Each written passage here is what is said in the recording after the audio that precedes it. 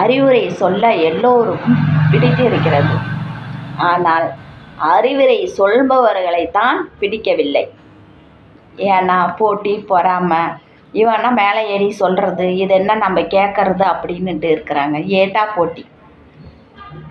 அறிவுரை சொல்கிறது 2 வகை. நம்மை அடுத்தவர்களை கணிப்பது, நம்மை கணிப்பது. நம்மளை பற்றி இன்னொருத்தர் சொல்லுவாங்க, இன்னொருத்தரை பற்றி நம்ம பேசுகிறோம். ஆனால் எது தேவையோ அதை மட்டும் வச்சுக்கிட்டு தேவையில்லாததை மட்டும் ஒதுக்கி விட்டுருங்க. ஏட்டா போட்டி செய்யாதீங்க.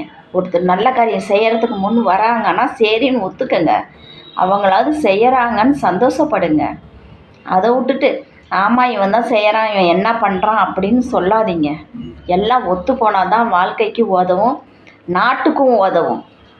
எத்தனை போட்டி, எத்தனை இது கட்சியிலேயே பாருங்கள், எத்தனை போட்டி, எத்தனை பொறாமை, ஒருத்தருக்கு ஒருத்தர் அடித்து பிடிங்கிறாங்க. உட்கார பெஞ்சுக்கே அந்த மாதிரி. அப்படின்னா சும்மா இப்படி இருக்கிறதுக்கு என்னத்துக்கு இது?